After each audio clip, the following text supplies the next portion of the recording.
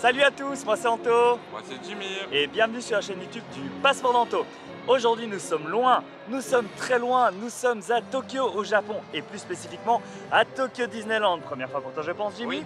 Donc nous allons découvrir aujourd'hui Tokyo Disneyland. On vous emmène voir les attractions les plus uniques, les plus incroyables, les plus différentes que ce qu'on trouve à Disneyland Paris. Donc suivez-nous sur cette journée, j'espère que vous êtes prêts, j'espère que tu as prêt aussi toi Jimmy. Ouais. Attention, 3, 2, 1, c'est parti!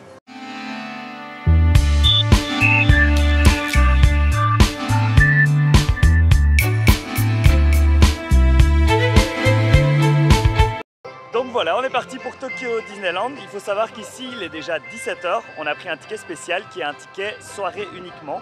Donc de 17 à 21 h, c'est un ticket moins cher. Vu qu'on arrivait à notre hôtel un peu plus tard, on a décidé de faire une petite journée. Donc dans ce vlog, on va aussi vous montrer si ça vaut la peine ce genre de ticket pour essayer de faire du coup un maximum de choses, d'attractions, de boutiques, de snacks en 4 heures seulement. Donc voilà, on espère que ça va aller.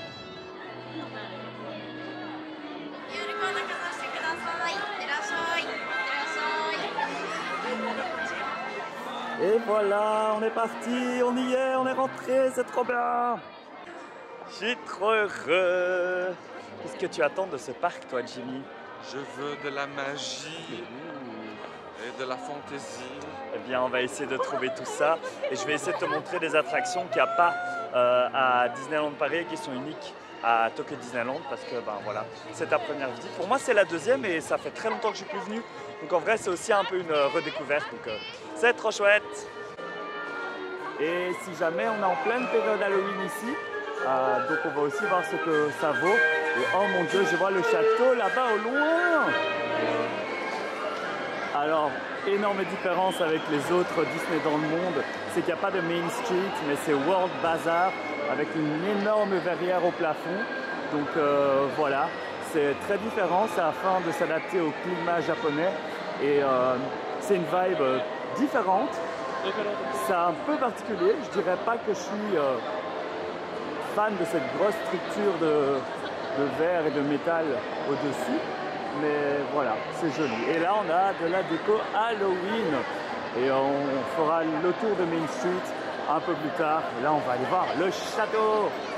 Alors, ce que je vais essayer de faire ici aussi dans l'immédiat, c'est nous prendre un coup de fil pour l'attraction Beauty and the Beast, parce que c'est une attraction qui est très prisée et pour laquelle il y a beaucoup d'attentes. Donc du coup, je vais prendre un coup de fil payant parce que j'ai vu qu'il y en avait encore via l'application. Petit conseil numéro 1 d'ailleurs, téléchargez bien l'application du parc à l'avance pour pouvoir réserver les coups de fil payants, mais aussi gratuits. Il y en a des gratuits comme les anciens passe-passe en version digitale. Donc n'hésitez pas, je vous expliquerai tout ça dans une autre vidéo consacrée aux bons plans et astuces ici à Tokyo Disneyland. D'ailleurs, du coup, n'hésitez pas à vous abonner si vous voulez en savoir plus.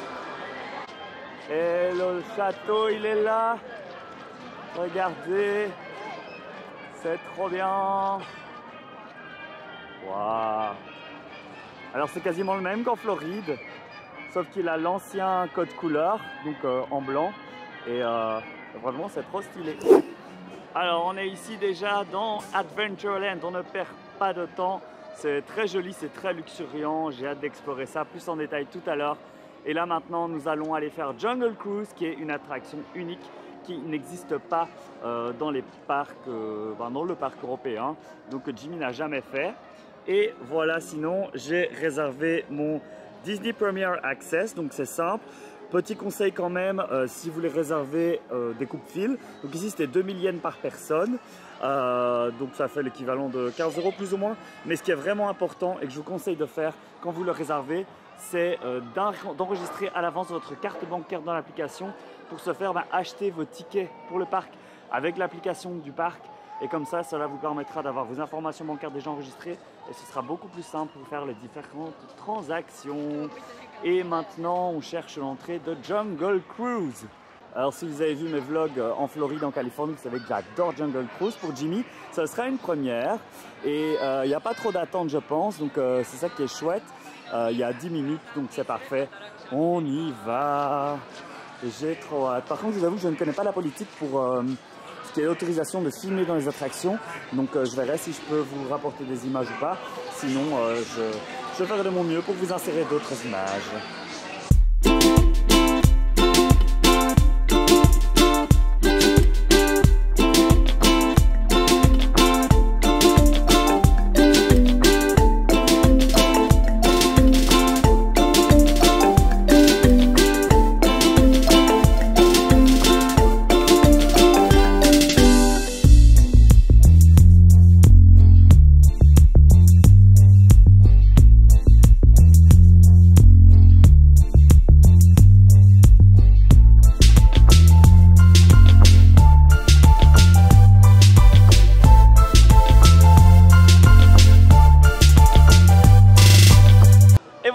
faire notre première attraction qui est Jungle Cruise. Qu'est-ce que tu en as pensé, Jimmy? Alors franchement, j'ai adoré. Je trouvais ça vraiment beau. Tout était neuf comme ça, c'était immersif. Bon, on ne comprenait pas le japonais, mais... Arigato tant pis. gozaimasu. J'ai juste compris jungle. C'est pas mal, c'est pas mal. Mais franchement, super beau, les animaux, waouh quoi. Et puis le fait de le faire comme ça en début de soirée, Oui, oui. ça donne une ambiance, on s'y croirait, avec les petites lumières. c'est ça, on est perdu dans la jungle. Donc un très bon début pour ce premier jour à Tokyo Disneyland. Alors maintenant, on va se diriger doucement vers Fantasyland où se trouve l'attraction Beauty and the Beast, donc la Belle et la Bête, unique ici à Tokyo Disneyland, pour laquelle on a un Disney Premier Access qui est en fait le même système qu'à Paris, hein, donc le DPA. Mais avant, on va essayer de voir si on peut faire un petit dark ride de Fantasyland comme Blanche-Neige, Pinocchio, Peter Pan. Je sais qu'on les a aussi, mais voilà, il n'y a pas beaucoup d'attente, c'est juste à côté, donc autant s'occuper en attendant notre créneau à 17h50. Et on est déjà à Fantasyland et c'est le soir, regardez comme c'est trop beau et Jimmy peut découvrir.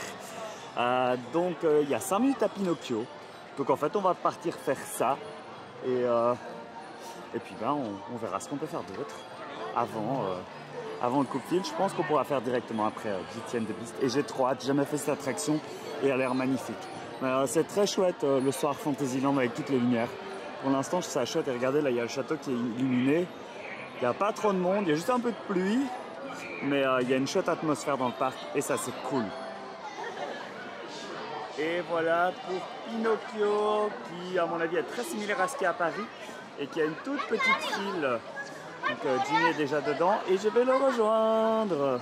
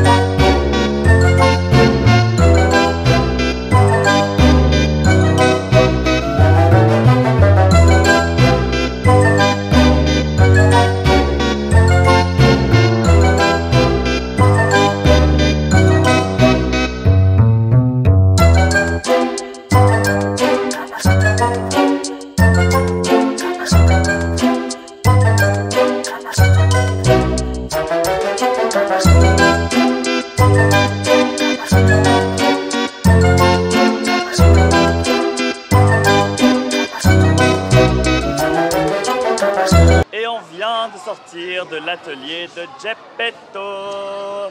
Qu'est-ce que tu en as pensé, Jimmy? Alors franchement, j'attendrai pas 30 minutes pour cette attraction, mais waouh le visuel, les personnages, vraiment la modernité de l'attraction, on va dire ça comme ça, incroyable. Alors que c'est une attraction assez vieille et assez simple, on n'a attendu que 5 minutes ouais. Et au final, comme quoi, quand c'est bien réalisé. Ouais. Alors contrairement à Paris, il y a des petites différences, pas grand chose. Un petit peu moins d'effets, mais c'est quasiment la même chose. Donc, voilà. Alors ici, on a It's a Small World qui sera malheureusement fermé pendant notre visite car l'attraction est en train d'être transformée pour l'ajout de personnages de Gardiens de la Galaxie, je pense. Ils vont rajouter Groot un peu partout. Donc voilà, on ne pourra malheureusement pas la faire lors de ce vlog. Et on continue à traverser le parc et nous sommes en route vers la petite sous-zone de Fantasyland Beauty and the Beast et je vois au loin le château entrée de l'attraction. Bonjour, bonjour, nanana. Et nous voici en France, hein, voilà, le dépaysement n'a pas été très long pour cette petite zone qui comporte une attraction qui est l'attraction Enchanted Tales of Beauty and the Beast. Il y a également une boutique, il y a également la taverne Gaston qu'on voit dans le film. La taverne est juste là, donc voilà la statue de Gaston comme en Floride et une boutique juste en face. Je pense qu'il y a également un théâtre dans cette zone, mais dans notre cas, nous, c'est l'attraction qui nous intéresse maintenant. Et donc on va utiliser notre DPA. Et on est parti. Et voilà. Regardez le château, comme c'est stylé. En plus, il y a un peu de brume, il fait pluvieux aujourd'hui. Ça crée une atmosphère un peu spooky, mais c'est super chouette. Donc attraction sur La Belle et la Bête, unique à Tokyo Disneyland. Et on est parti!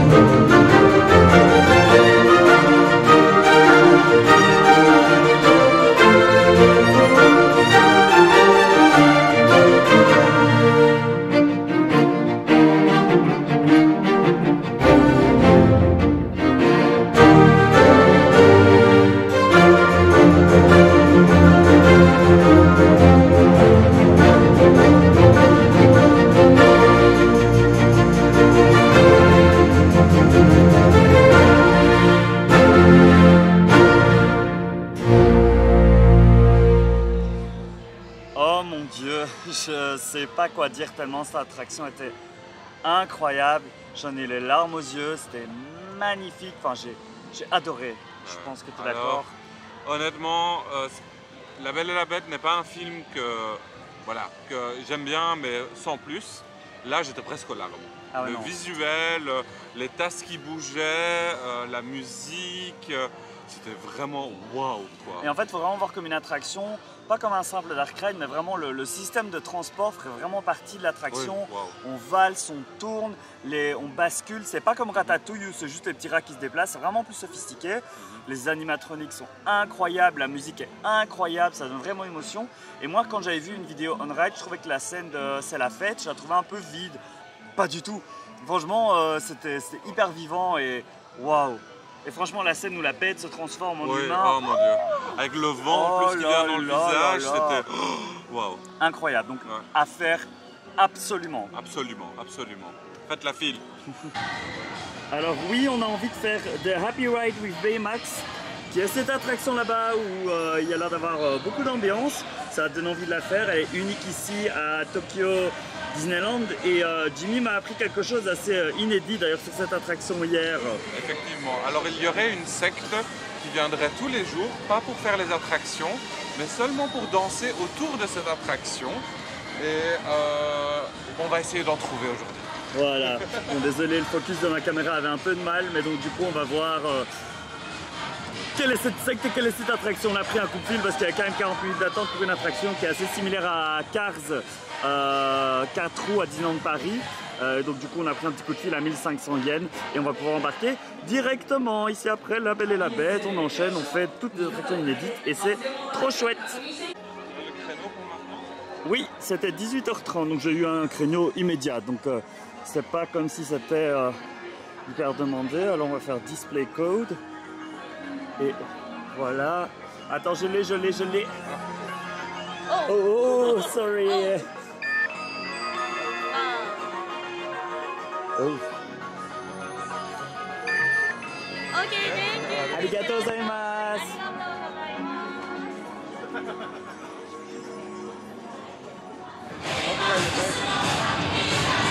T'as dit quoi? C'est ça.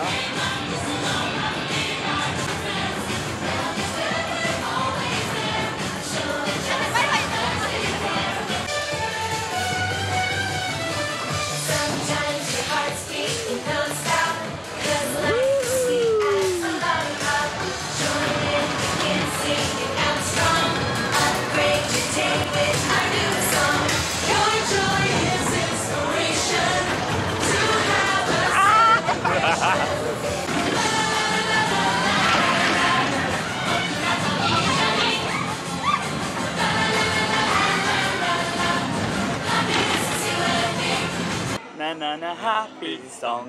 Nanana. Alors, qu'est-ce que tu as pensé? Moi j'ai trouvé, en tout cas, que c'était l'attraction la plus japonaise qu'on ait fait pour l'instant. Oui, alors c'est très ambiance, la musique est chouette, sensation, allez, c'est chouette. J'ai juste pas apprécié quand le car allait de plateforme à plateforme. Je trouvais la transition bof. Un peu, c'est pas très forcé, smooth. oui, voilà, forcé. Mais sinon, voilà, c'est chouette. Prenez un coup de fil quand même. Ouais, n'attendez pas pour ça parce que c'est vraiment court et voilà, c'est pas révolutionnaire, mais ce qui est vraiment chouette, c'est l'ambiance. Limite, vous pouvez juste regarder l'attraction comme la secte et vous ambiancer aussi à ce niveau-là. Mais donc voilà, ça fait déjà 4 attractions, c'est pas mal, hein? C'est pas mal. Happy song. C'est une autre chanson. Au total, il y a plein de chansons différentes, mais c'est super marrant.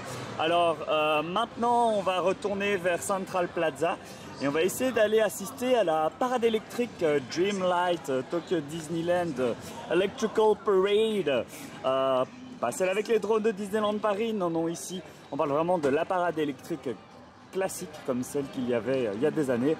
On va voir si on arrive à se trouver une petite place parce que bon, je pense qu'elle commence dans 15 minutes, donc on est quand même en dernière minute. Mais voilà, moi j'ai trop envie de la voir, c'est iconique et donc on va essayer d'aller voir ça tout de suite. À cause de la méchante pluie, la parade électrique est malheureusement annulée. C'est dommage, j'avais une très bonne place. C'est comme ça fait partie du jeu. Donc du coup, on va plutôt voir si on peut trouver un petit truc à snacker parce qu'il commence à faire faim. Et sinon, on va peut-être se diriger vers Splash Mountain parce que, quitte à être trop mouillé, autant y aller à fond. Alors, Tokyo Disneyland est très connu pour ses popcorn au goût spéciaux. Là, on a du popcorn au curry et ça me tente encore bien. Et donc voilà, on a acheté le petit popcorn ici présent, popcorn au curry. Ils aiment bien les goûts spéciaux ici au Japon. C'est bon. Ouais. Vraiment, ça goûte. Ça va remplir un petit peu le temps de continuer nos aventures. Bon, je m'excuse d'avance si le focus se fait mal sur mon visage, mais voilà, il fait fort pluvieux, il fait peu lumineux, c'est pas évident. Donc après cette petite pause de de curry, on va y arriver. Caramel, c'est un goût popcorn beaucoup plus normal. On va maintenant aller faire Splash Mountain, donc du coup, pour aller se rafraîchir encore plus, même si on n'en a pas vraiment besoin. Petit passage par Frontierland qui a l'air très similaire à celui de Floride et dans l'ensemble je trouve que ce parc ressemble fort au Magic Kingdom de Floride et je pense qu'il a été construit sur un modèle assez similaire. Et en parlant de Floride, il faut savoir que le Splash Mountain qu'on s'apprête à faire est le dernier qui existe. Et on le voit tout au fond, on voit l'arbre, je ne sais pas si vous voyez la petite pointe. Désolé, il y a beaucoup de bruit, il y a beaucoup de musique. Je pense qu'il y a un show qui va bientôt commencer ou qui a terminé. Vu que les gens attendent, un show qui va bien recommencer. Et donc je disais, il s'agit du dernier exemplaire de Splash Mountain car les autres, donc les deux Splash Mountain américains, sont devenus des attractions sur la princesse et la grenouille en raison d'une polémique liée au film sur lequel Splash Mountain est basé et qui s'appelle Mélodie du Sud, qui est un peu dépassé, on va dire, dans certaines thématiques, donc notamment pour la population afro-américaine. Du coup, il n'y a plus qu'ici qu'il y a encore cette attraction, je vous rassure, hein, bien évidemment. Dans l'attraction même, il n'y a pas du tout de propos, d'images qui sont controversées. C'est juste le film dont l'attraction est inspirée qui pose un peu problème.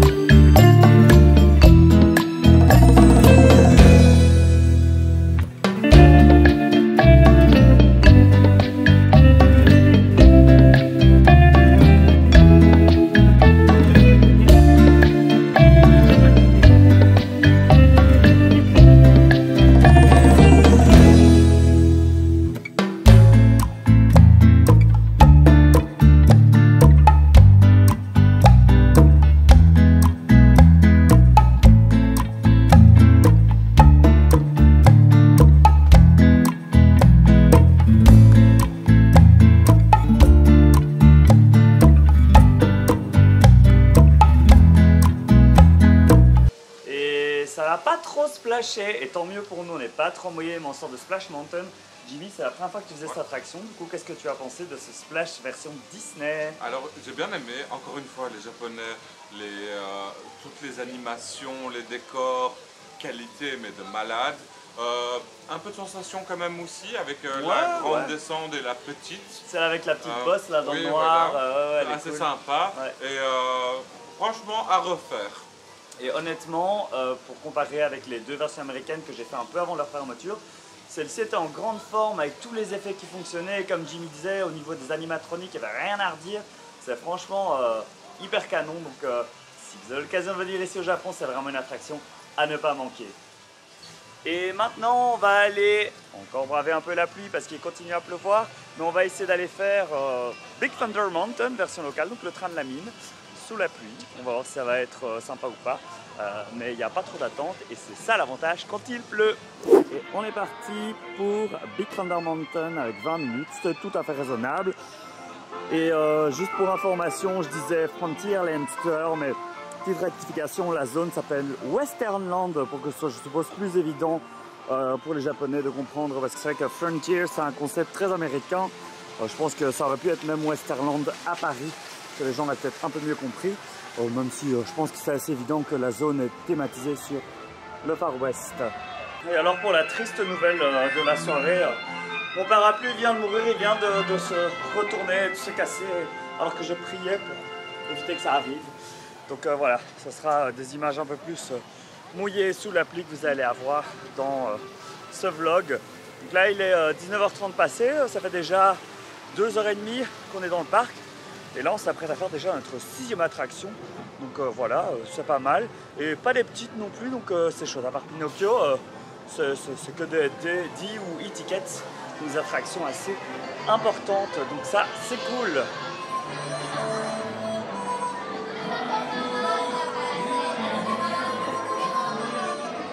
Malheureusement ici, je pourrais pas filmer, donc j'aurai pas d'image. Désolé.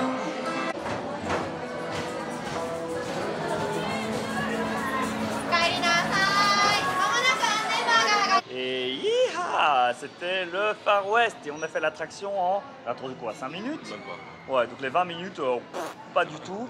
Et franchement, super chouette version de Big Thunder, c'est ma deuxième préférée, je pense, après celle de Paris qui reste number one. On va faire ses chauvins un peu.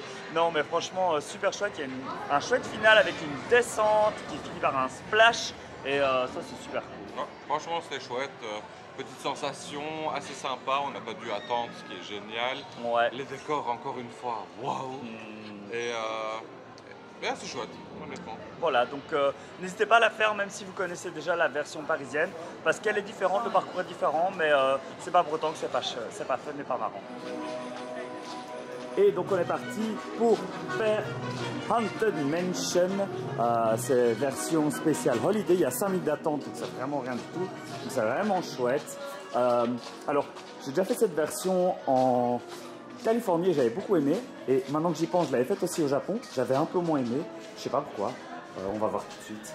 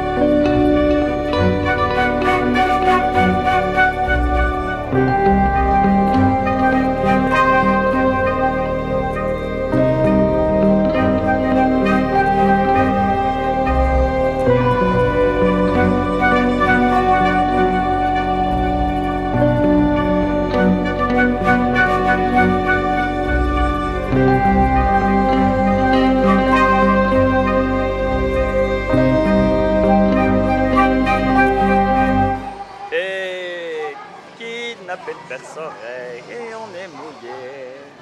C'est bizarre ce que je fais. Bref, il est tard et on vient de faire Haunted Mansion version Holiday à Juni. Alors, j'étais très impressionné par la qualité et la grandeur de la chose. C'est vraiment grand et waouh. J'avais l'impression d'être tout petit. Maintenant, attendre 1 heure pour cette attraction, non. Mais c'est très beau à voir. Je trouve que c'est un très bel overlay de l'attraction Haunted Mansion qui est complètement métamorphosé sur l'univers de l'étrange note de Monsieur Jack. Ce que j'ai peut-être pas aimé la première fois et que je pense avoir identifié, c'est que l'attraction elle est basée sur la version de Floride qui a un parcours un peu différent. Et donc au début, c'est pas comme le Phantom Manor qu'on a l'habitude de faire ou le Haunted Mansion de Californie. Le parcours est un peu plus long, mais ça n'empêche que l'overlay est excellent et que ça reste une très très belle expérience. Donc voilà. Alors, comme vous pouvez le voir, il pleut là, donc sans parapluie, on utilise les parasols / parapluies qu'il y a ici dans le parc. Il nous reste environ 35 minutes, je pense, avant la fermeture. Mais dans Fantasyland, il y a plus grand monde à cause de la pluie, je suppose, mais donc c'est chouette, c'est agréable. On n'est pas les uns sur les autres. On ne peut pas profiter vraiment de la beauté du parc en pleine journée parce qu'il pleut, parce qu'il fait nuit, mais vous verrez dans un autre vlog le parc sous un autre angle, donc en pleine journée. Et là, on va essayer d'aller faire Winnie the Pooh, qui est une attraction qui est aussi unique ici. Enfin, il y en a aussi en Floride et en Californie, mais en version un peu plus wish, si je puis dire. Alors qu'ici, c'est vraiment une version assez badass de l'attraction. On va découvrir ça immédiatement. Et c'est parti. Alors, il y a 8 minutes. Si vous savez pourquoi c'est 8, n'hésitez pas à me le dire. Je sais que, par exemple, Phantom Manor et Haunted Mansion mettent parfois 13 parce que 13 maisons hantées. Mais alors ici, 8. Je sais pas. Oh, regardez comme c'est joli. Le livre, c'est très joli. Et donc du coup, on est parti pour cette attraction très prisée, il n'y a pas beaucoup d'attente, donc on va vraiment pas se plaindre. C'est vraiment excellent. Je pense qu'on peut remercier la pluie et le fait qu'on soit en semaine, assez important si vous venez ici à Tokyo Disney, de privilégier la semaine plutôt que le week-end et éviter certaines périodes comme la Golden Week. Enfin bref, tous les jours fériés, les vacances, il vaut mieux éviter pour ne pas avoir trop de monde.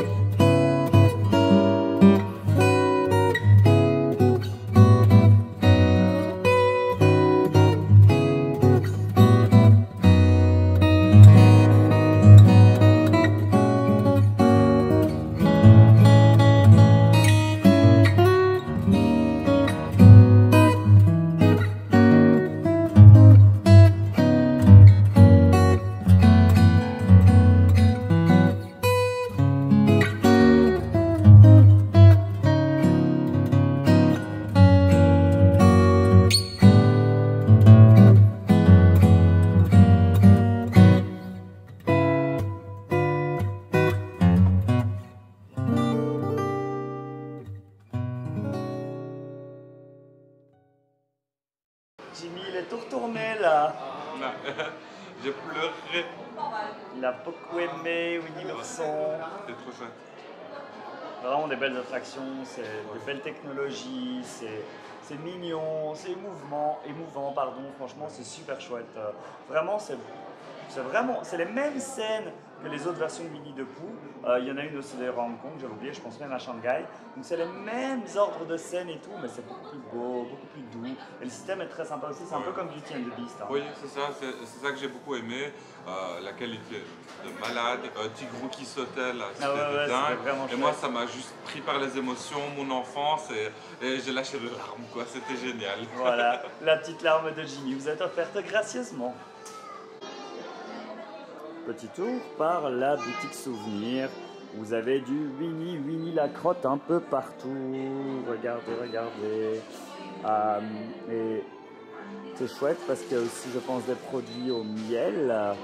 En tout cas, il y a des snacks au miel. Et là, on est un peu dans le thème. Oui, regardez, vous pouvez acheter du miel et des bonbons. C'est super mignon. Voilà pour cette petite boutique sur Winnie. Et on continue à braver la pluie, les foules et le mauvais temps. D'ailleurs, les foules, elles commencent vraiment à baisser beaucoup. Là, on est à Toontown, donc une zone sur les Toons. Jimmy, on va aller par là parce qu'on va aller faire une attraction qui est aussi qui n'est pas présente à Paris. Et il s'agit de l'attraction de Roger Rabbit. Voilà.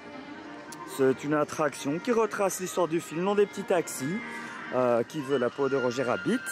Et ben, ça fait longtemps que je l'ai plus faite en vrai, parce que quand j'étais aux États-Unis la dernière fois, elle était fermée. Et donc je suis assez impatient, je vous avoue. Donc voilà, parce que je sais que j'en avais encore d'assez bons souvenirs la dernière fois que je l'ai faite. Et c'est un univers assez sympa, donc on va aller faire ça maintenant.